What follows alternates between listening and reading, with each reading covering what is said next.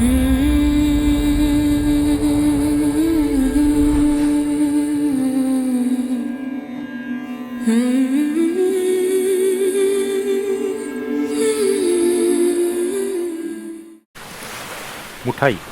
उगम ते संगम. 1 कोटी वर्षांपूर्वी आकाशातून पडलेल्या अनेक थेंबांनी प्रवाहित केलेले अनेक झरे आणि त्यांनी घेतलेले अवखळ संथ रूप म्हणजे आपली मुठाई. मुठीच्या आकाराचे खेकडे म्हणून मोठ्या खेकडे आणि त्यांच्या बिळांमधून पाझरणारे पाणी पुढे अनेक झऱ्यांच्या प्रवाहांमुळे नदीचे रूप घेतात. मोठ्या खेकड्यांच्या बिळातून येणाऱ्या पाण्यामुळे हिचे नाव मुठा.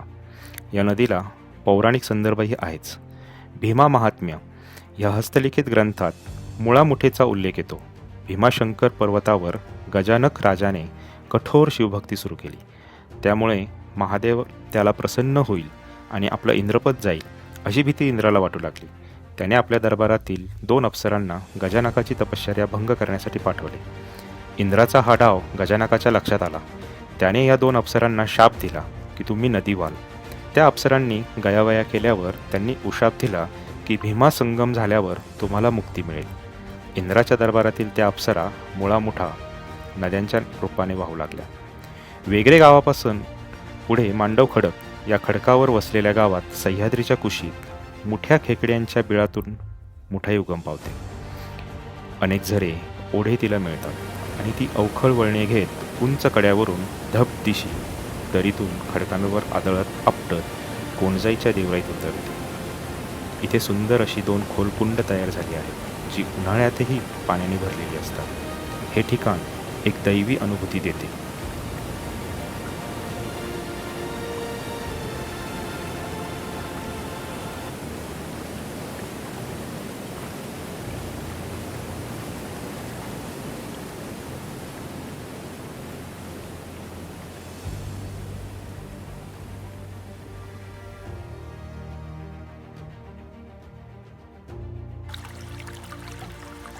पुढे ही अवखळ नदी निरगुडवाडीजवळ सपाटीला उतरते आणि पुढे तिचा प्रवाह संथ होतो आणि मुठा नदी टेमघर धरणाच्या जलाशयात विसावते.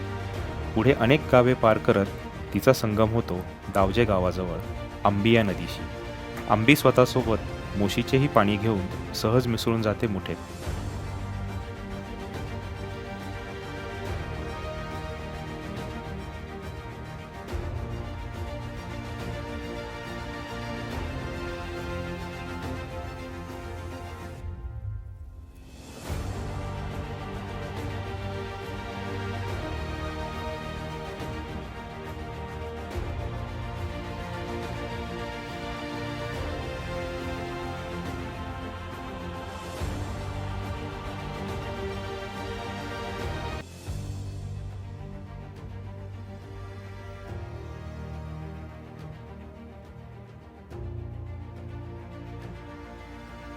खडकवासला धरणामुळे मुठेचा मोठा फुगवटा तयार होतो. खडकवासला धरणापर्यंत मुक्त विहार करणारी मुठा नदी आता पुणे शहरात शिरल्यानंतर शिक्षणाच्या माहेरघरात तिला सिमेंटचे कठडे बांधून एका चौकटीत वाहण्यास सांगितले जाते. तिच्यात अनेक नाल्यांचे कुठलीही ट्रीटमेंट न केलेले पाणी सोडून दिले जाते.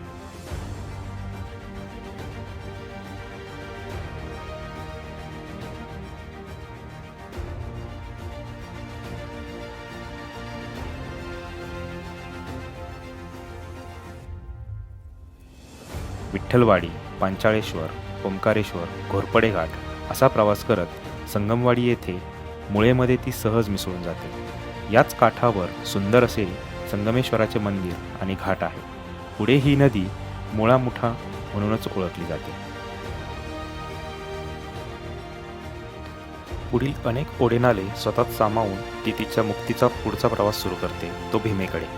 कवडीपाटच्या पुढे तिला नदीचे स्वरूप आल्यासारखे जाणू लागते.